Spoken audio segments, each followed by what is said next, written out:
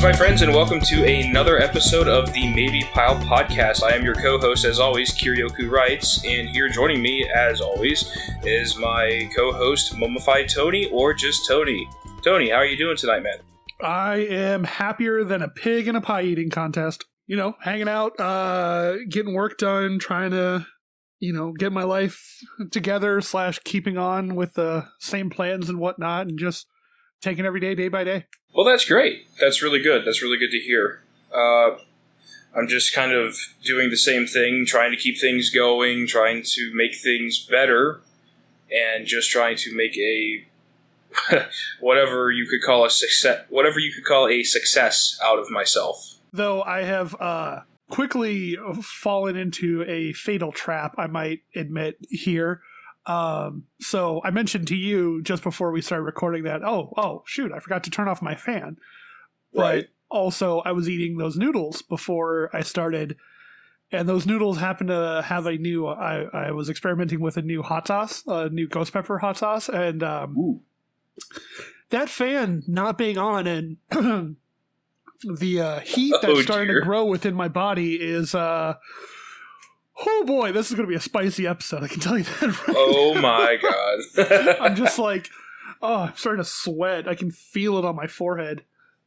You know, there was this restaurant I used to go to all the time, and they had this special hot sauce. I don't know what it was, but what it was made out of. But they literally just mixed like 3 different types of hot sauces together. Nice. And the mixture was fucking deadly. And I'm pretty good with hot things and stuff. I don't like pound hot sauce every day. I'm not like a crazy person who goes out and orders the spiciest wings because they're spicy. I like food for taste, not for, pain. I'm not a sadist. And so that's offensive to all sadists right there. Anyway, so how dare you? So what I did was I was like, hey, how about I try a spoonful of that hot sauce? And the kitchen staff, I guess, they were hearing me, and they were like, we just made a fresh batch. How about you try it? I'm like, sure. And so the manager puts it on she gives me like a bowl of it. I knew these people. So she gives me a bowl like with it in it. Like, they just put it on like some wings. Uh-huh. So the bowl was like not cleaned yet. It was still sterile and everything. And she was like, okay, here, just, look, I got to get you something to kind of balance it out. So she gives me like a piece of provolone. And she's like, okay, just wipe that in the bowl, just a tiny amount, and eat it. And I take the freaking piece of provolone cheese and I use it like a freaking cleaning rag. And I clean that inside of that bowl out. Yeah. And this piece of provolone cheese is just dripping in this insane cacophony of spice. And I down the entire slice, just gulp it down. And pain is the best way to describe it. It was hell in my gut. Not really my mouth. I started sweating, and the waitresses were like, what the fuck is wrong with you? And they're like, okay, we got to get you something to drink. And obviously, I don't know if this is like true or not, but they say you're not supposed to drink water after you eat something spicy. Not really. So no. they were like, don't drink water. So instead, I'm like chewing on ice cubes. Like I do that already. But I went through like 3 glasses of ice cubes or crushed ice, whatever, just trying to get this shit under control. Like I'm not like panicking, but I'm just like constantly, downing ice. I mean, it's frozen water. I don't know if that was any better, but it felt better. And they give me a glass, like a tall-ass glass of milk, and I pound it. I'm like, holy fuck, that's hot. And, it was, late at night. It was snowing outside, and I went out there, I went out to my car afterwards, and I'm, hardly any, just a tank top on. Snow's coming down like a snowstorm. I go out there with nothing but pants and tank top, jacket's just, slung over my shoulder. And they're like, hey, aren't you cold? I'm like, fuck no. It's hot. So I'm sweating balls. And it was insane. It wasn't a bad experience. until it came out the other end, but that's a different story. Spare me the details of that end of the conversation. Happily so. I feel also due to the fact that you also live a fairly northern life as well. Yes. Being in rural New York, I feel like you aren't necessarily exposed to a lot of. I mean, this could be me just hyping up my own, ecosystem of food and whatnot, but like, you're definitely not exposed to the same kind of like Mexican heat that you might get living in Arizona for sure. No, I can't stand the heat at all. I can't take it. If it gets above 80, it's too hot for me. Nice. Well, I mean, in general with food as well. As far as food goes, yeah, I don't like hot stuff either. I actually prefer my food cold. Any type of food, really, just about. Mm-hmm. If it's pizza, I'll eat it cold. If it's a fucking hot dog, I'll eat it cold. If it's been sitting for a while, probably shouldn't do that, but I do it anyway. Any food I'll eat cold. It doesn't matter to me. I'm definitely of that opinion with pizza. If it's been out for like a couple of hours, if I'm at a party or whatever, and it's like, yeah, it's kind of fallen to about room temperature and it's officially at that cold point, I'm like, yeah, I'll still mess with it. I don't care. It's like, is it great when it's at like molten hot levels of, that cheese just hits your tongue and you're like, yeah, it's good. But at the same time, it's like, I'll still take it no matter what temperature. It's like pizza you can have at any point. Honestly, I'm not really picky with my pizza because I'm like 2 in the morning, 2 a.m., whatever, fresh out of the fridge and eat a few slices. It doesn't matter to me. Yeah. I don't recommend this, but I have eaten like not like raw hot dogs, but like hot dogs like fresh out of the pack without cooking them. I have done that before. Gross. Yeah, it wasn't fun, but I was just... It wasn't your proudest moment. No, because my friend was with me, and we were like we were just like sleeping over. We were like kids. We were like, maybe 12 or something. We were kids. Mm. And he was like, hey, I'm hungry. I'm like, all right, cool. What do you want? He's like, you have any hot dogs? I'm like, yeah, sure. So we go get hot dogs from the fridge, not freezer, because he keeps his in the fridge for some reason. We were at his place, I think. I don't remember. We live like right next to each other. That's where like a lot of people keep their hot dogs. We freeze. I freeze mine. You freeze your hot dogs? How long do you expect to like hold on to your hot dogs for? Not very long. I don't know. It's just like one of those things. Like, oh, my grandmother froze her hot dogs in the freezer. Obviously, where else would you do it? My mother froze her hot dogs, and I'm just like, whatever. I just don't think anything of it. Just freezer. Yeah, I guess it could be just one of those things. Yeah. So my friend took out his pack of hot dogs. He's just like, okay, here you go. I'm like, oh, you want to turn on the microwave? You want to heat it up in there? Like, nope, eat it. I'm like, okay. Like he just started munching on it. I'm like, whatever. It tastes kind of the same, to be completely honest with you. But to me, that just means he bought some really bad sausages. But hey, who cares? Yikes. Trying to think of what else I've ingested that probably shouldn't have been ingested. But the list goes on and will be here forever, so I'll just leave it at that. Okay. Yeah, my eating habits suck. I'm glad you're cutting it off there. Drinking warm Coke, I think, would also be not my proudest moment. I mean, there's a whole sub culture of people who don't even care about the temperatures of their drinks.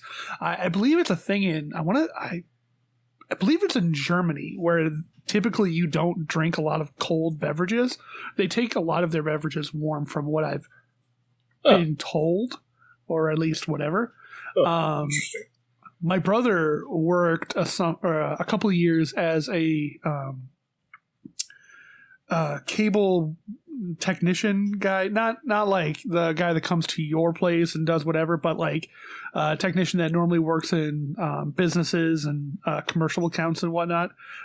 He got to the point that he was so sick and tired of like his drinks, whatever he'd be drinking during the day, always being hot. he just stopped caring. He was just like, yep, it's fresh off the shelf of the grocery store, room temperature, can of Coke or can of Pepsi or whatever. He'll just crack it open. I'm like, do you want some ice for that? He's like, no. It'll be like a Gatorade that's been sitting in his car, and it's like 90 degrees inside the bottle. I'm like, Julio, come on, stop. No. And he's like, what? I mean, this is what I live with. And I'm like, okay, we need to get you like an insulated mug or something, because this is not healthy. Yeah, I hate to admit I've done that plenty of times. Like Powerade in my case, warm Powerade left in the car for like 3 days, gulp it down. Life or death. The life or death situation, obviously, is something completely different. Like if you were stranded out in the middle of the woods and suddenly you came across an untampered with, hot summer day Gatorade on a stump or something, I wouldn't be like, ew, give me some ice. I'd be like, well, yeah, obviously you're going to choke it down. I don't know. I mean, I do prefer my drinks cold, though. I do prefer them cold. I actually don't like hot beverages. I don't like hot beverages, like brewed. I don't like hot tea. I don't like tea, and I don't like coffee in any capacity. Have you ever tried a nice warm purple or warm grape Kool-Aid? I hate the taste of grape. Artificial grape, I can't do it. Okay. I'm always I can drink like any other flavor of drink. Favorite being cherry and or fruit punch. Mm-hmm.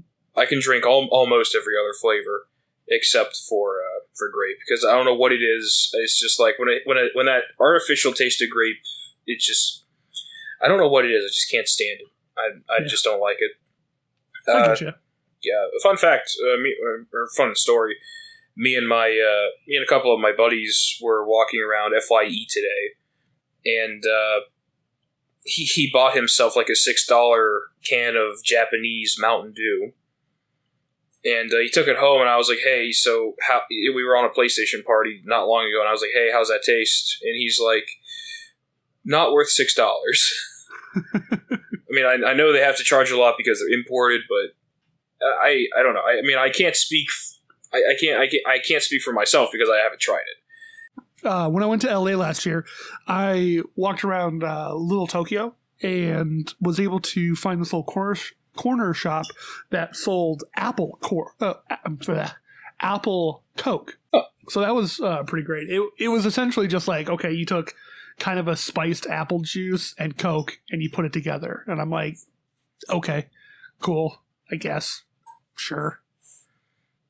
Unfortunately, I couldn't tell what flavor it was because everything was in Japanese. You could just tell it was Mountain Dew because it had the Mountain Dew logo on it, but everything else was Japanese writing, and I was like, I have no idea what that is. And they had two flavors. They had like a dark green one, and they had like a purple one.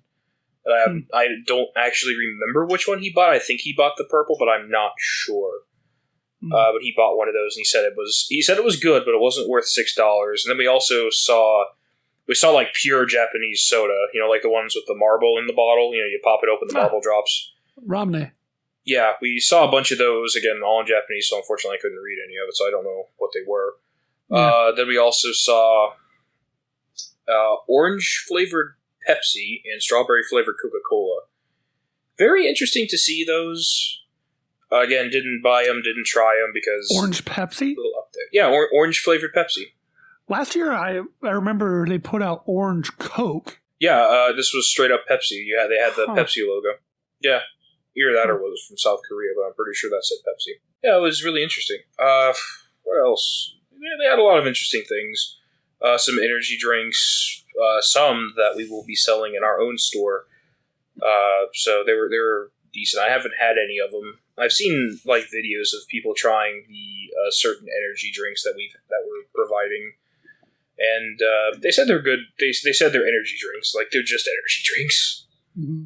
But they said they're not bad. So I'm anxious to try a few myself once we get going. So I'll see what it has. And also, I have sitting right next to me right now, since my friend is here, I decided to break my diet a little bit. So I have an Ultra Red Monster sitting right here. Quake was a good game, baby. Yeah. Ultra Red, like the zero sugar red ones. Oh yeah. Yeah, so Zero it's the meme with the boomer and. Sorry, bro. The reference went over my head.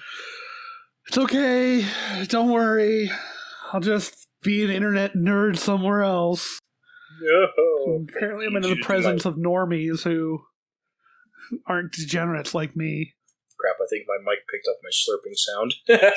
Good. I want that. I want that good ASMR. Am I having deja vu? Why do you say that? Have we done this? I may. Have I talked to you about, like, picking up microphone noises and being like, yes, I want that? I don't remember talking about anything like ASMR. I did send you a DM, like, several months back about, like, people were looking for, like, a male ASMR artist role for, like, a VA role. And I was like, oh, maybe he might be interested in that, so I sent that to you. That's as far as our ASMR discussions went. I do not remember that. We have discussed Monster before, though. No, it was specifically like you saying oh shoot, I think my mic picked something up, and then I'm like, good, I want more of that. I'm pretty sure it was me farting. Okay. Because I know for a fact this mic has picked that up a few times. I mean, you just lean over and you just see a little blip on the audio, and I'm like, oh, well, there it is. Okay. So, that happens. I mean, a friend of mine said, he listens to the podcast, he was like, you guys have a few pauses between the audio, and I'm like, yeah, he's editing out, that's most likely because he edits out slight pauses between topics, coughs, sneezes, throat clearing, and the occasional fart.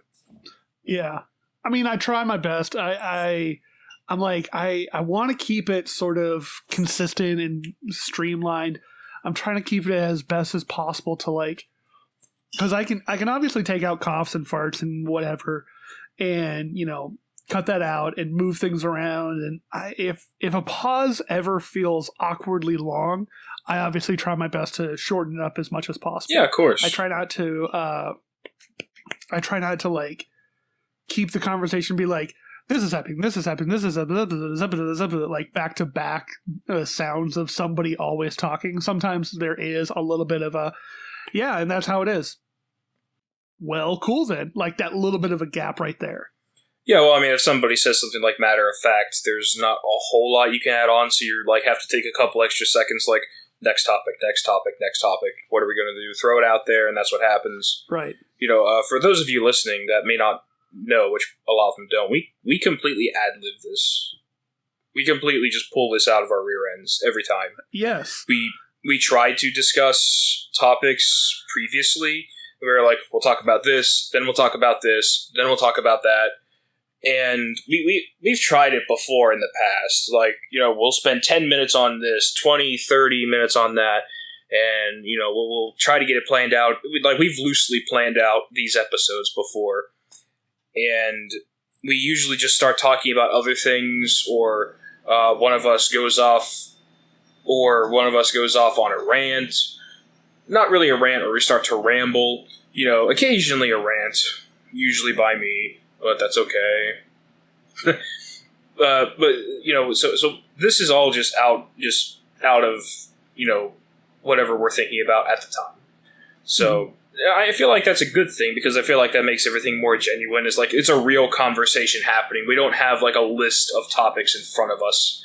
Although we have tried that in the past, and I feel like they just didn't work, because no matter how hard we tried to make them work, we went off on our own anyway. But yeah. Unless you had something you wanted to talk about. No, I actually had a question, actually. It just popped into my mind. Yes. What would you like to talk about, Kay? What is your question? When you did Yox, right? Yes. When you did Yox, did you guys play out episodes, or did you guys just kind of go with the flow? Because I know you guys had a lot of people in the podcast, and you had guests from time to time, so I'm curious as to how you plan those out. So, for those of you who might remember or have followed me from Euro C Sucks to this, we had 4 different members on our team, and every week we would essentially decide, at the end of recording, we would decide what the next week would be. Or we might have had a series of episodes that we would kind of plan out in the future. For those who remember, we often did like groups or clusters, or we tried to talk about that at times where it was like things could be structured some way. It typically went like, okay, for those of you who don't know, it was an OC review podcast where we talked about My Little Pony OCs, and we would review good and bad ones, and all four of us on the show would grab a good one and a bad one, and we'd kind of sort of discuss what they were about, and then at the end vote on who had the who brought on the best and the worst. So, and every week we tried to have a theme for it, and maybe like 19 out of 20 times we actually had a theme for them. So normally we would like line it up. We would say, okay, we're going to do Earth ponies, or we're going to do unicorns, Pegasus, Earth ponies, and then have a free episode or something to that effect. Or maybe we were going to do colors like red. We actually had a whole colors 7 episode series. 7? Probably somewhere around there. Number of episodes for that. And at the end of every episode, we would remind ourselves of what next week's episode was going to be. And we probably should have mentioned it actually in the episode. We might have wrapped up with talking about, hey, next week we're going to be doing this. Come on back for it. But typically at the end of an episode, we'd be like, all right, so everyone, next week is going to be this, whatever. And then throughout the week, we individually would take time to kind of filter through all the OCs that we were sent. And we were sent like an absolute fuckload of OCs towards the end there. I think we ended up ending the podcast at roughly around, I want to say 156 pages on DeviantArt of OCs that we could have left. Or maybe it was 56. I can't remember. It was a lot of OCs. And we'd all individually go out, find our favorite, or our best and worst OC, start the episode, we'd introduce it, go over some fan art of the week. I think questions came at the end, as standard with most podcasts. Right. And then as the episode started, it'd be like, okay, great. So we're here to review these episodes and kind of go over the topic again. And we'd say, all right, so, and we would throw the die of fate. And it was an actual D4 die that I had on my desk that I would roll. And it would be 1 through 4 in the typical 1 through 4 positions on our show. We'd have like 4 different avatars on the screen. And whatever number it rolled corresponded to that individual. Unless, obviously, it was a special guest, and we'd let the special guest choose if they wanted to go first or just be in the random order. Completely up to them.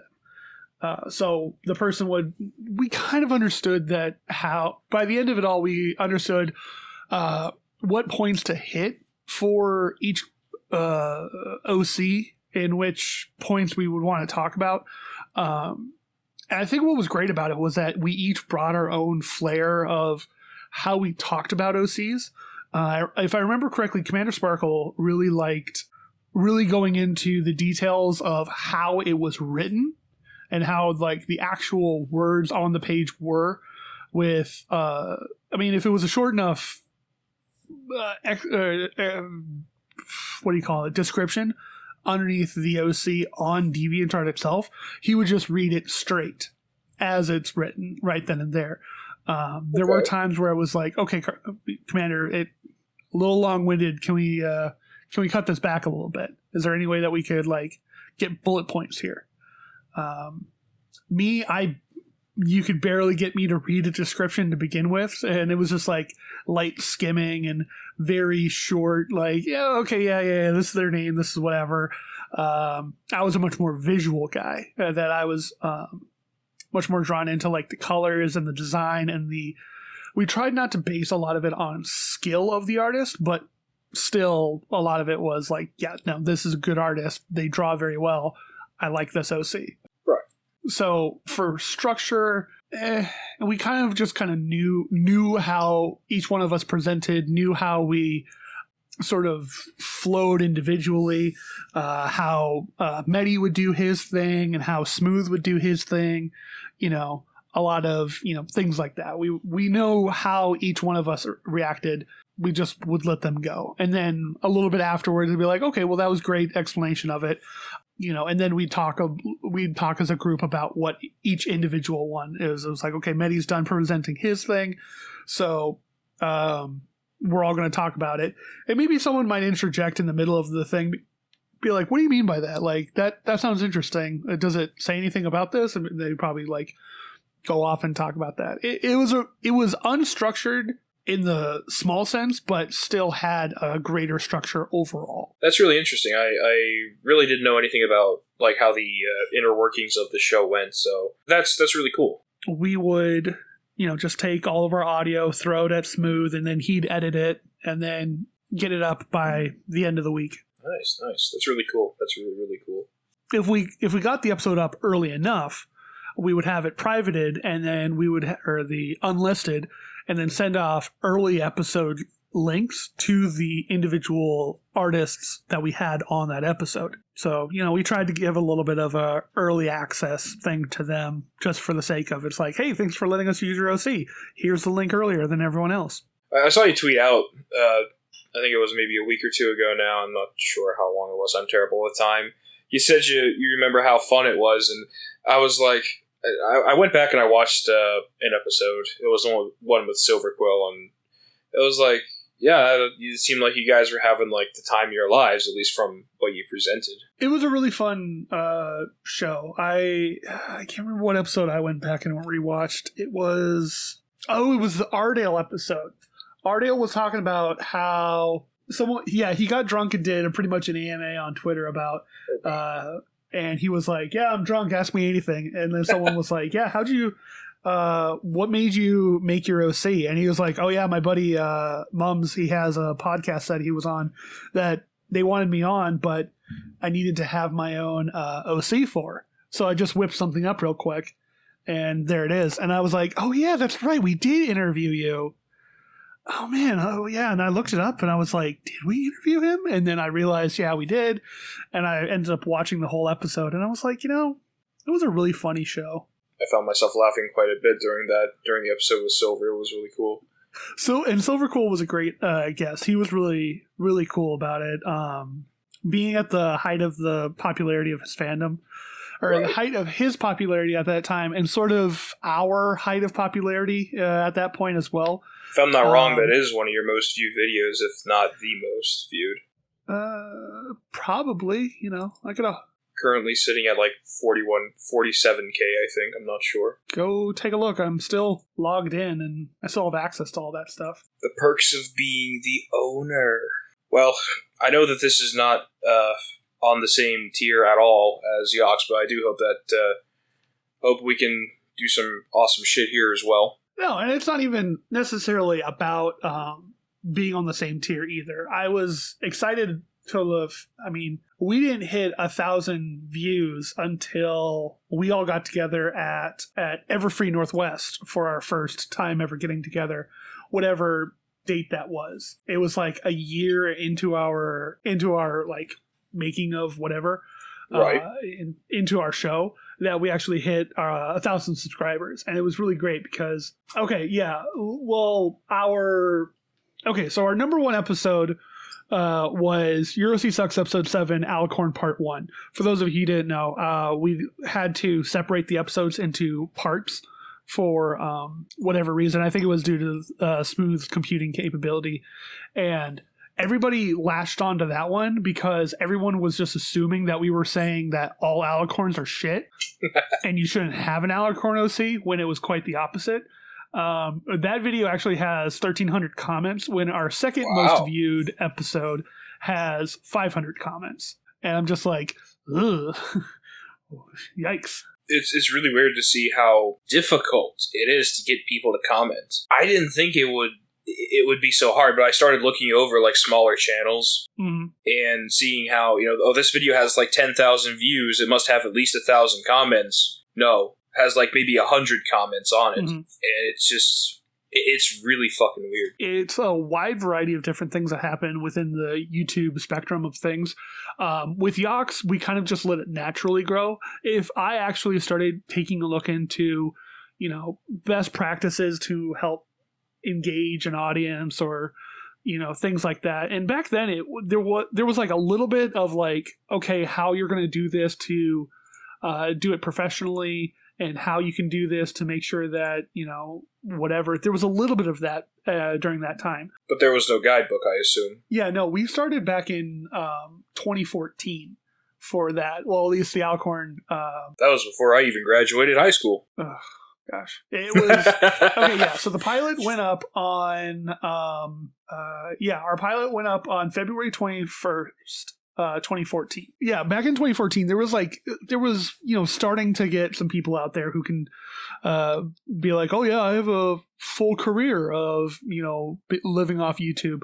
But I don't know. I mean, I tried pushing the show out to Reddits and whatnot and things like that, but I was finding that through the analytics and whatnot, I wasn't really gaining much click-through rates from those links. I mean, I posted every week to r/MLP and r/MLPOCs, and was that at the height of the Brony fandom? I would say that, yeah, it was. So 2014 was, I want to say, sometime into season 3 or season 4. It was, I don't know. It's hard to say what exactly it was or whatever, or maybe the algorithm was something different during that time of Well, it definitely was back then. Yeah, well, yeah, for sure, definitely. The algorithm's always changing. I feel like if I really wanted to push Yox and see where I could have gone with it, I probably could have pushed it to be a bigger thing. But honestly, with the fact that I wasn't really paying anybody to be on that show, I mean, I took all the ad revenue that came from that show and paid for our hotel to go to a con every year. And at that point, it was like, all right, what con do you guys want to go to? And they were like, oh, we should go to Everfree. And I'm like, cool, Everfree it is. You get travel, figure out your travel, and you don't have to pay for a room when you get there. And I also took him out for dinner, to a nicer dinner. I didn't just pull him out to Denny's or anything like that. What's wrong with Denny's? Well, I'm just kidding. Denny's sucks. Yeah, I was about to say, I'm like, damn, dude. Well, that's coming from the guy that eats his hot dogs cold. I was like, whoa, I guess we're going to have that conversation. No, I'm not going to go into that. I know that we generally try to stay away from the MLP stuff because we want to move on from it, because this isn't an MLP show, not at all. But it did have a big impact on me, and I'm sure obviously it had a fairly decent sized impact on you, and obviously that's how we actually met anyway at BronyCon a few years back. And I basically verbally humped your leg until you agreed to do this, but that's always cool. I was just really curious about stuff like that because when you said you really enjoyed it, I went back and I watched a little bit, and I was like, yeah, I can see that would be really, really fun, really enjoyable. So I was just curious about how you did things. So thank you for answering that for sure. Hey, yeah, no worries. Looks like I published the Everfree Northwest vlog, or not vlog, but our episode talking about what we did on July 11th, 2014. So is that when you had the purple beard, or was that later? No, I didn't dye anything. Well, no, I didn't have my beard at that time, actually. Oh, you had a mustache, didn't you? I did have the stash, and I believe from what I'm seeing in the thumbnail, I had a purple and green mohawk because I was cosplaying Spike that weekend. Okay. And all of my cosplay was stuck in UPS transfer station, and I'm just like, great, there goes half my cosplay for the weekend. It kind of sucked. Yeah, I can see that. Yeah. You bringing up cons does remind me, or not. It reminds me that don't remind me about cons. I am still mourning 2020. I fucking miss conventions. I want to go. Yeah. The boss man says he wants to go to Anime NYC next time they're having it, so maybe we could go to New York. Who knows? Yeah. That'd be really dope. I would love to do that. Really love to go to New York and see the city again. That would be really great. I'm not sure where else we could go. I don't like not exclusively anime, but I'm kind of thinking about anime cons right now. We got Anime Expo, that's LA. What else is there? I mean, I know they pop up all over the place, and hopefully, again, soon they will. Man, with all this crap, all of it's been thrown completely off, so unfortunately, I guess, as of right now, we can't really do anything other than wait. Yeah, but yes, I want to do a con. I really fucking want to do a con, because I miss the atmosphere. I miss, going to the vendor halls, seeing, all the merch and everything else like that. God, I miss it so much. Yeah, for sure. So hopefully we can do that. Yeah, hopefully we can do that at some point. I mean, I definitely plan to do that at some point. I joked around about it the other day on Twitter about the fact that it's like someone was like, "Oh man, 2020 was going to be the year that I really focused or was going to work hard on my cosplays and whatnot," and I'm like, 2020 was the year that I was going to roll back on cons, and I'm like, but not cold turkey. We can't quit like this, damn it. We can't stop. We can't just quit. Yeah. What's wrong with you people? Yeesh. That's how people make a living, damn it. But speaking of cold, you know what else is not cold? Movies, or at least the opposite of cold, which would be hot. And this last week, I watched the 2002 classic Reign of Fire, starring Christian Bale and Matthew McConaughey. Ooh, okay. I say ooh not because I've seen the film, but because I know those actors' names. Boy, howdy, is it. I remember a much different movie, apparently, because from what I remember, I remember like somewhat like a helicopter being like chased forward, like this dragon chasing a helicopter as it's just zooming straight on ahead, and like a dragon coming up and like grabbing someone in. I'm picturing like a lot of like red sky and like hard to see dragons and things like that. But apparently I am completely misremembering like the absolute worst, like complete and total opposite of this movie. So Reign of Fire, for those of you who may have been not paying attention or have missed it when it came out, it kind of didn't do that well. But starring Christian Bale after American Psycho kind of Christian Bale, but pre-Batman American Psycho, or pre-Batman Christian Bale. So not like super famous Christian Bale, but still established and being like, okay, yeah, this guy from this thing. And like people knowing what he's all about and things like that. Plays like this leader of this like camp or castle safety zone where like that is designed to protect humans. Oh, why is he? I should dial the movie plot back a little bit. In the year 2002, a construction company accidentally unearths dragons who were laying dormant and sleeping for thousands of years that now have awoken and are now causing mass destruction all across the world. Like thousands and thousands and thousands of these dragons now just flooding the skies and completely and totally wrecking everything that we as humans have built up over our lifetimes. What happens if Skyrim happened in 2002? Exactly. Or what would have happened if Skyrim was a thing in 2002? Right? And fast forward in the movie's time frame, this movie came out in 2002. So when the inciting action starts in 2002, but then fast forwards to the far off distant year of 2020. So I was like, oh yeah, that did happen. That movie does happen in 2020. I should watch that because it's an apocalypse movie that isn't about a germ or contagion or pathogen or something like that. And you know what? I kind of need that right now. I mean, granted, it would be kind of cool if I looked out my window and saw a dragon flying by. You know, you say that, but these dragons in this As movie, it burned me alive, I would just be giving like a massive thumbs up. Be like, yeah. Metal. But yeah, so like the dragons in this movie are so good. Like the creators took a lot of care on how they wanted to like design these guys and how they wanted them to look.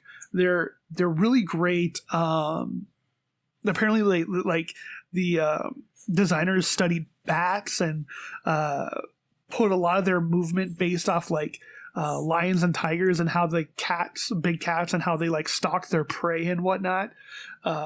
It's just really, really cool. I'm like, ooh, these are some imposing and like evil looking dragons, and they're really sick.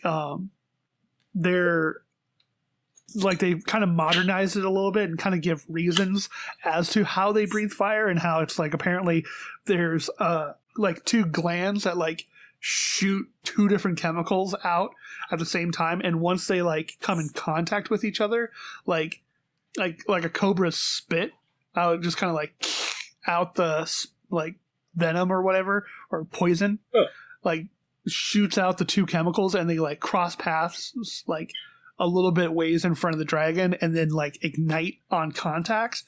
So sick, so cool. But anyway, so like Christian Bale is the leader of this camp that are trying to survive, and they're trying to grow plants and whatnot, and he's just trying to keep everyone alive. And it's like, all right, kids, what do we do? What do we do when we're out? Always keep an eye on the sky. What do we do if we hear it? Keep an eye on the sky and run away. This and that, and blah blah blah. And they're trying to like just survive, so to speak. Prolong the inevitable kind of thing.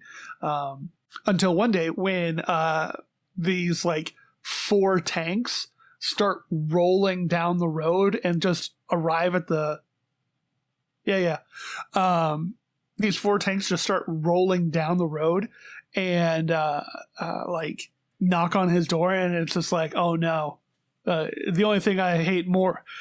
This entire thing is based in like northern UK, Scotland area, and it's like, ugh, the only thing that I hate worse than dragons, what's that?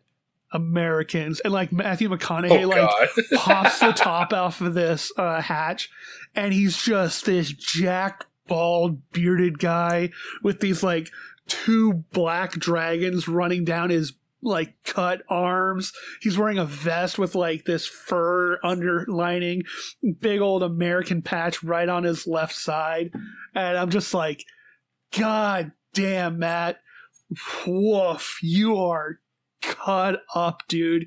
He's just absolutely sick in this movie. And then I sit there and I like, a year later they release How to Lose a Guy in 10 Days. What the fuck happened here, Matt?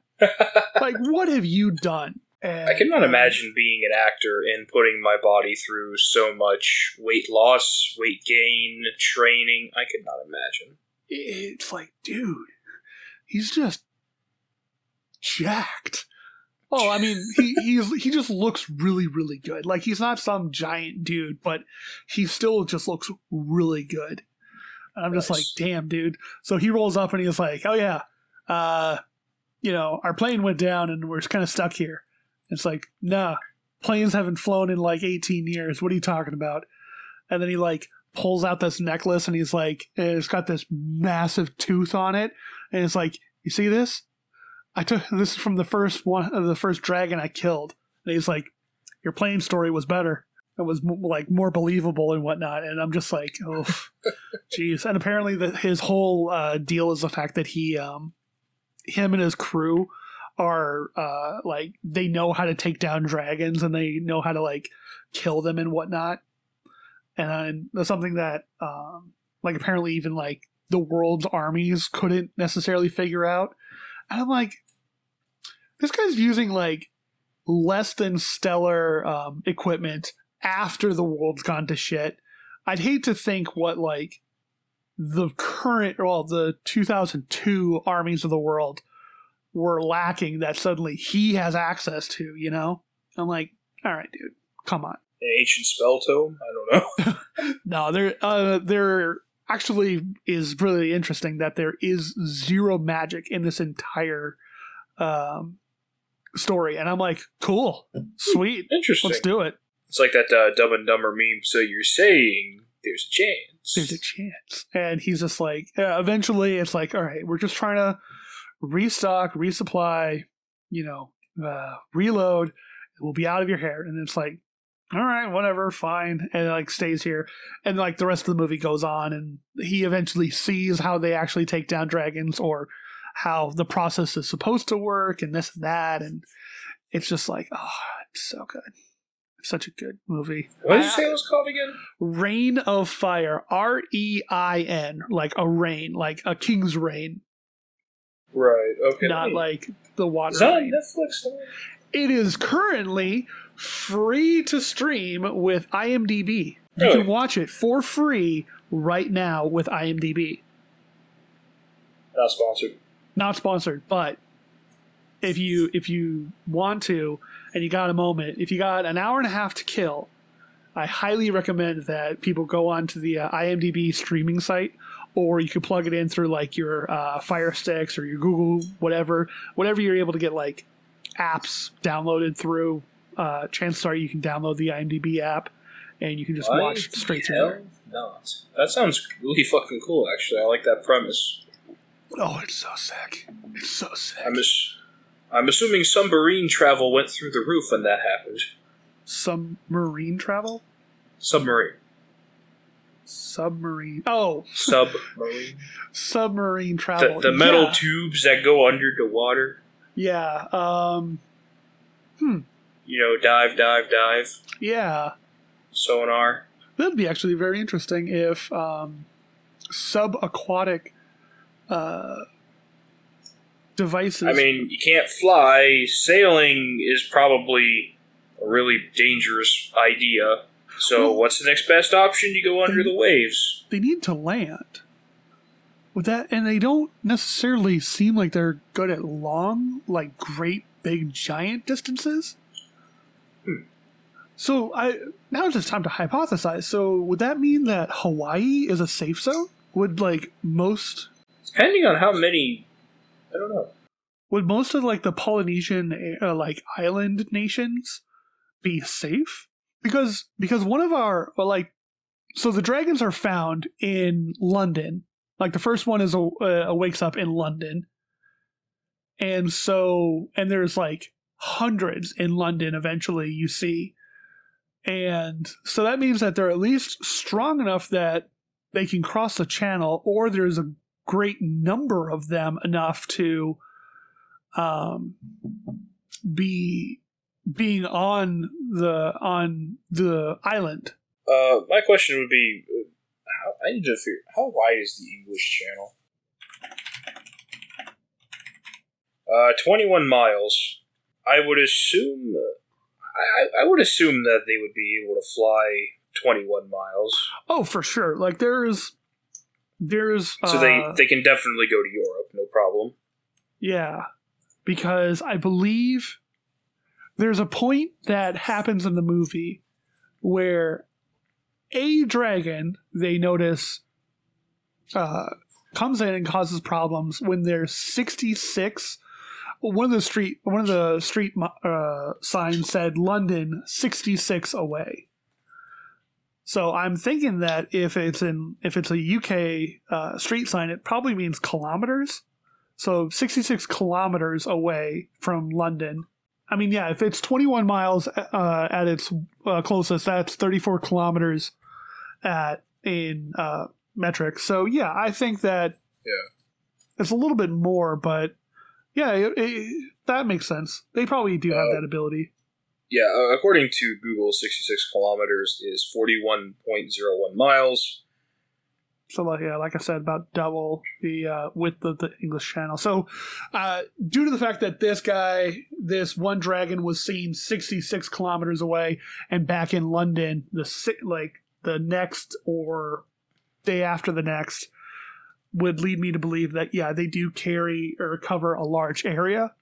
And when these things are like 100-foot wingspan, jeez, the sense of scale gets a little bit lost in the movie. But the size of these things and the fact that they can put a human in their mouth almost whole in like sense of scale. So yeah, I would say that, they probably have a great range to them. So yeah, I would probably say that, they probably could hop the English Channel. Right. It's kind of funny. It kind of reminds me of what is it? The second Independence Day movie, which, by the way, I didn't think was that terrible. It was cliche, but it wasn't that terrible. Never saw it. I know a lot of people got a lot of hate, but it kind of reminds me of that when they were I think they were in Africa, and they had this big buff dude, and he had like a single he had like a tattoo, or like it was like one of those little, like a marking for every alien he killed that was left on Earth after their invasion. And somebody asks him, I forget how it goes. Somebody's like, "How did you kill that many?" He's like, "You have to get them from behind." So I can picture like somebody like that being in that particular movie's universe. Mm-hmm. Like some dude that's just like an expert dragon killer. And he just has like an arm completely full of ink marks from everyone that he's killed. How did you get all those? You have to get them from behind or below or above or whatever. Actually, it is mentioned in the movie that their sight during the day is good. Their sight at night, it's even better. But you get them at dusk or dawn, when it switches over, you can't focus. That's when you attack. The golden hour. And I'm like, cool, sweet.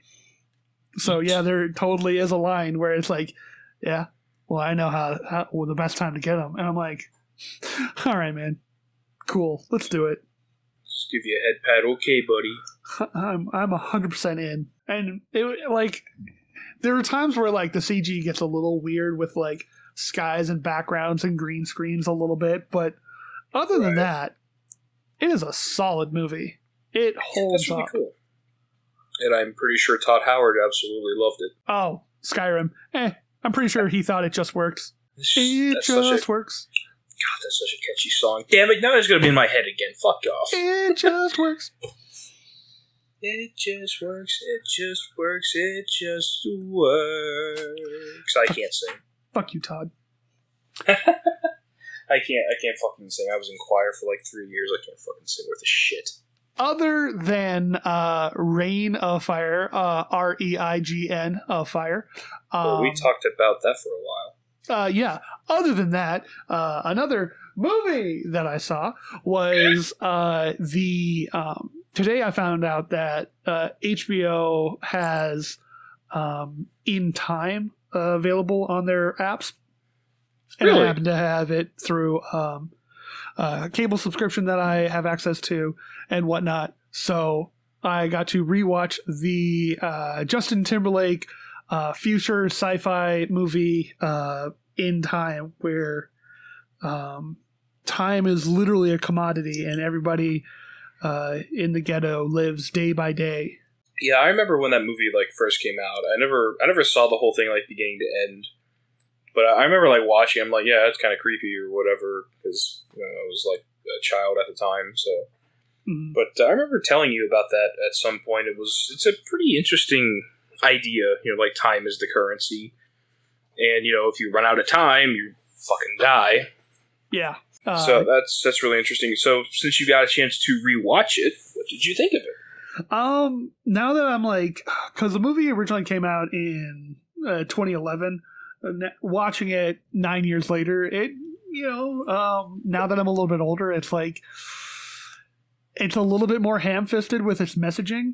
At first, I was like, "Oh yes, this is very interesting. This is a great, poignant discussion about classism and the rich harboring all the hoarding all the resources, while the poor are left to scrape and survive."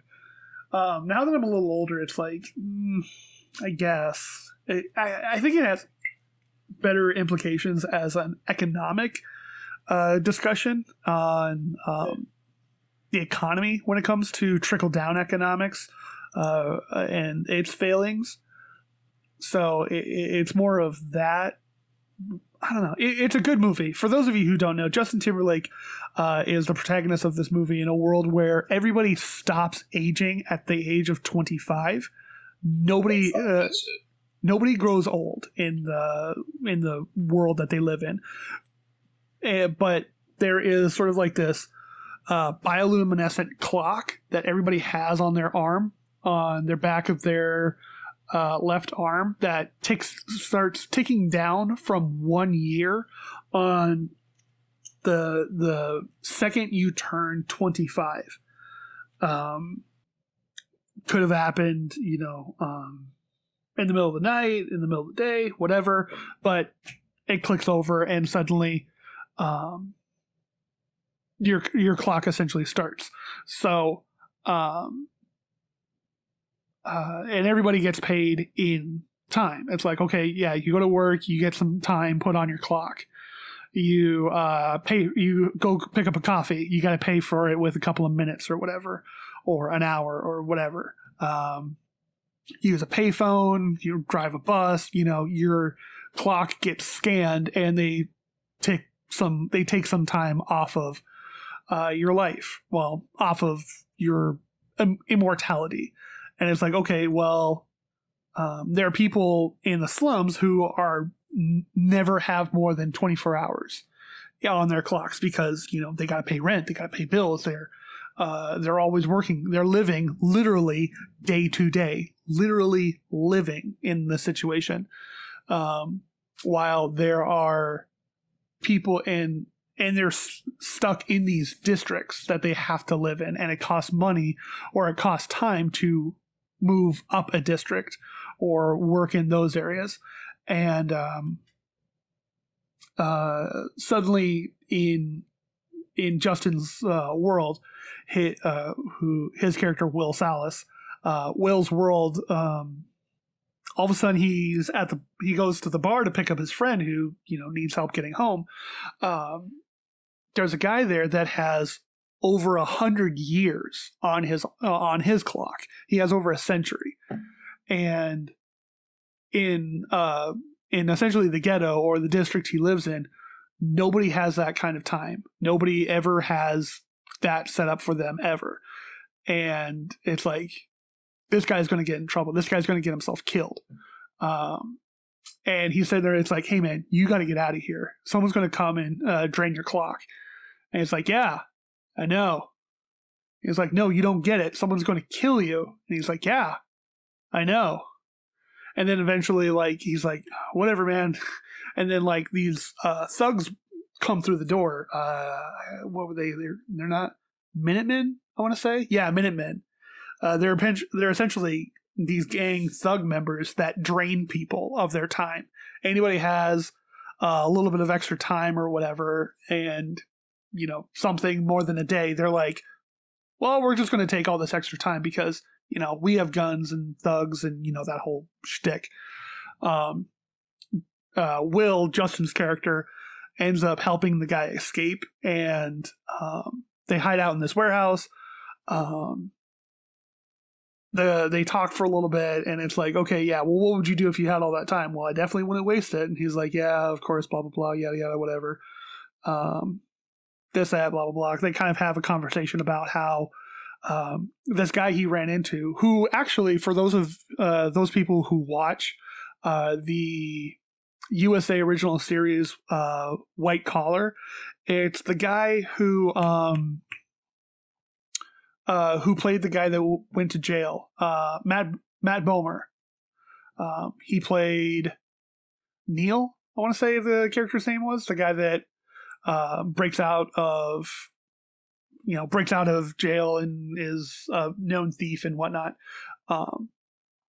Eventually, when Justin's asleep, he ends up dumping all of his time into Will's internal clock. So Will wakes up and he's like, oh, why do I have this time? And then he sees on the wall, it's like, don't waste my time or whatever. And then he goes and chases after this guy, but the guy ends up clocking out or timing out on this bridge, and he falls over and he ends up falling into this canal system below the bridge. And that's sort of the inciting action that starts this whole journey of how and why Justin Timberlake is on this, put into this world and whatnot of class warfare, and it ends up taking back from the rich and giving out to the people, and this whole Like the a rich, Robin Hood story, I guess.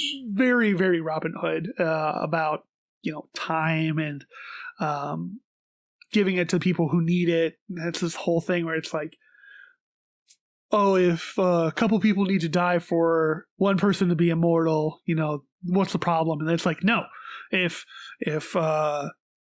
even one person has to die, nobody should live forever.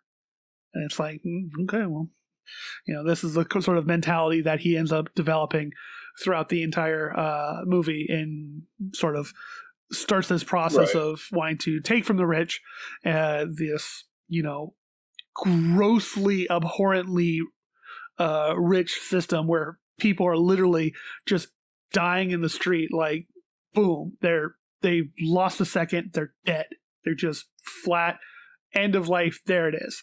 Versus the rich that have like millions of years at their disposal. So they are essentially immortal. There's no way that they will ever live that long. There's absolutely no way they could spend that much amount of time that they're dead. They're done. Or, I'm sorry, they're living forever. There's no way they're going to die. Other than obviously, someone coming up and putting a bullet in their head. Kind of reminds me of, God, what is it? What's that other movie? It's kind of the same thing, I think. It's based off in the future where these people live on this like floating island above, like in orbit above the world, and they're like super rich. Are you referring to The Island? Is that what it's called? I don't know. Starring, sorry, no, not The Island. Elysium. Elysium, that's it. Elysium.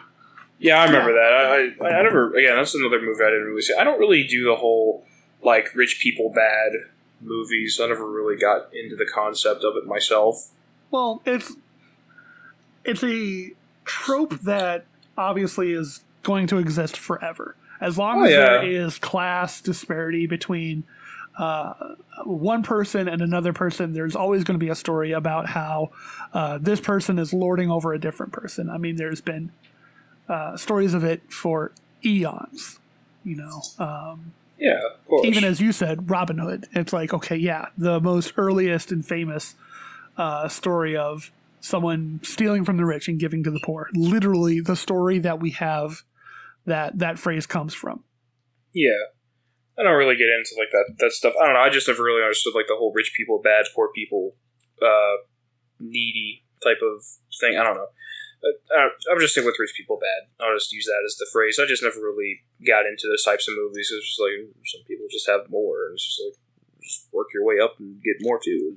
There is a conversation that can definitely be had about this topic, but this is not the podcast that we are to handle that. That's why I am not getting into that topic. Just suffice to say, we're two sides of a coin on that one. But yeah, Elysium, a movie by Neil Blomkamp, the same director who did District 9 and Choppy, I think, along with a bunch of other films. I super, super love his movies, and they are really great. Oh, he did do Choppy. I was right. Never heard of that one. Choppy was a movie. All of his movies are all set in South Africa, so they all have like that kind of pseudo British accent from when England went everywhere. That's not the one about that robot, is it? Yep, the one about the robot that Diane Wood also are in. It's a good movie. My personal favorite movie of his is District 9. That's my favorite. Right. Okay. Yeah. You know what's funny is that I've never actually seen any of those films, like in their entirety. They're good. They're real good. I've never seen District 9 either, but I think I do believe I know the premise of it. What is the premise of it? Without Googling. If I'm not wrong, I think it's just like aliens like somehow got on Earth and they're supposed to stay there, and if they leave, they get shot on sight or something. Okay. How close am I? Aliens do arrive on Earth. They would love to leave on their ship, but unfortunately they can't, and they've been sort of pushed off into a particular zone where it's like, okay, this is your zone. you stay in it, and this is the only zone that you're able to be in, thus like forming a sort of concentration / ghetto. It's amazing what you get from a film just by watching the trailers. Yeah. It's really good. I remember getting really hyped behind it back when promotional stuff was still coming out. Yeah. I know people were like really excited. Not excited, but they were like really into it. People really seem to like it. That's great. I just really like the fact that almost all of his movies are sort of based somewhere around Johannesburg and are like really, really like ghetto South African dirty, and just like really, it's really interesting. I really like it a lot. It's nice to have a different style of set dressing. Oh yeah, or not set dressing, just setting. It's kind of nice to see a different setting other than Metropolitan or Farming Town. Metropolitan could have been Toronto, could have been Vancouver. It could have been New York, could have been London. Well, London's pretty identifiable, but could have been New York, could have been LA, could have been Toronto, could have been slightly rainy anywhere. Streets. Yeah, anywhere. Yeah. So yeah, it's like it could have been anywhere, but whatever. So yeah, it's pretty cool to see a different setting once in a while. For sure. I watched an anime I really liked. Again, I rewatched it. Oh yeah, that was Girls Who Panzer. That was a really good anime. I watched the first episode of that. I recommend this season. There's what is it? I think they have season 1, then they have like a film, and then they have season 2.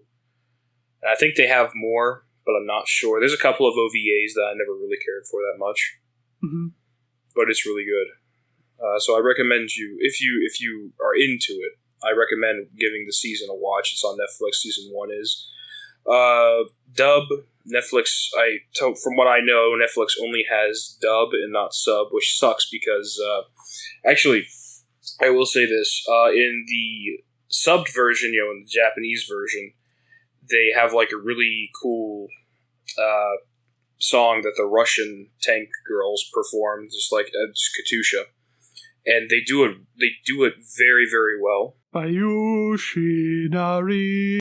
And in the Netflix, they have the dub version, they completely cut it out, and they just replace it with like a brass band version. Like they just have like some tuba or like trombone or some deep brass instrument just like performing it, and it's just like that's just awkward because their mouths aren't moving. They're just sitting there, just riding their tanks as this just this instrument just does it for them. And it's just like that fucking sucks. It's like even if you have to have the Japanese or I don't know if I honestly can't tell if they speak Japanese or Russian when they perform it. I can't tell the difference. I don't know. Can't tell the difference between Russian and German, eh? You mean Russian and Japanese or whatever? Yeah. Yeah. I can't. Well, I couldn't really tell the difference because it's like I'm pretty sure it's like Japanese voice actresses doing it, so it's like I can't really tell. That's cool. So I have no idea. I just read it. I don't really listen too much. I just read. I just read the subtitles. That's fair. But whatever it is, even if you had to have the foreign version of it in there, just put it in there for crying out loud. I mean, come on. I mean, I think they left the Japanese version in on the remake of Devilman Crybaby.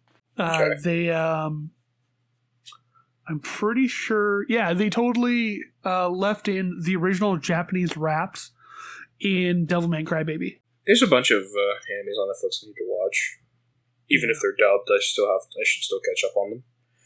Or not catch up, I should check them out. As soon as these damn hiccups go away. Fuck. Speaking of animes and whatnot, and watching on Netflix and things like that, Entertainment. I did start watching or burning through a lot of One Piece, or at least getting a lot being like like the 900 episodes that series takes place. Yeah, 10 episodes being like a lot for like a normal anime, but obviously One Piece is not a normal anime. Like I said, I think my friend looked it up. It has like 900 episodes or something crazy like that. And it's not even halfway done. Oh man. Yeah. I got through, for those that actually know the One Piece anime, I got through the Sanji and the restaurant ship arc, where Luffy was picking up Sanji and fighting Don Krieg. Yeah, Don Krieg, the pirate and whatnot, and that whole arc. God, it was long and it took a while, but I think it was like 10 episodes or something like that. And I'm just like, yeesh. I'm not even like. It's like there's so many episodes of the anime that I'm like, there. Okay, I could go through like 100 episodes, and I'm like, great, you're not even close to being done yet. Shit. Luckily enough, the Netflix version does allow you to. It automatically skips the intro and skips the credits. So I'm like, cool. I know, I love that. Great. I don't have to sit there and like, there. No, it's just, boom, done. Yeah, I know, that skip intro button is amazing. And also the skip recap option is really nice too. Oof, yeah. And last episode, we found this. Well, I know, I was there. Because, like, I prefer to watch the story moving forward, but I understand that recaps are important. I need to watch more. I think, what is it, Maid-sama, I think, is on Netflix. I should give that a watch as well. Dragon Maid? No, it's called Maid-sama. Okay. Unless that's, like, the Japanese name for it. Let me see. Oh, yeah. I know this one. Yeah, I've scrolled past it. Ah, crap, actually, I'm a little not sure. Is it like, what is it, like a harem, I guess? Who knows? I kind of try to avoid those because they're annoying to me. Maid-sama, Kaiichiko wa Mido-sama, is the class president is a maid. Is a shoujo manga featuring Haru Fujiwara, a serialized blah blah blah, La Theater. The series is out on Netflix, subbed and dubbed. 26-episode anime adaptation produced by JC Staff between April and September, blah, blah, blah. Genre, romantic comedy. It doesn't necessarily mean that it's not a harem, but I'm pretty sure it's just a regular one-on-one. Let me rephrase that. No new questions this week from hashtag Ask the Maybe Pile, so if you want your questions answered, feel free to go ahead and ask, because we'll be more than happy to send it off. Thank you, everybody, for listening, and you can feel free to follow me on Twitter at Kiryoku Writes. Follow Tony at Mummified Tony. I almost said hashtag, not quite. You can ask us questions at hashtag Ask the Maybe Pile, or with hashtag Ask the Maybe Pile. There's no at in there. And you can follow the show itself at Maybe Pile Pod. And I believe that's it. Thank you again for listening, and bye-bye. Bye-bye.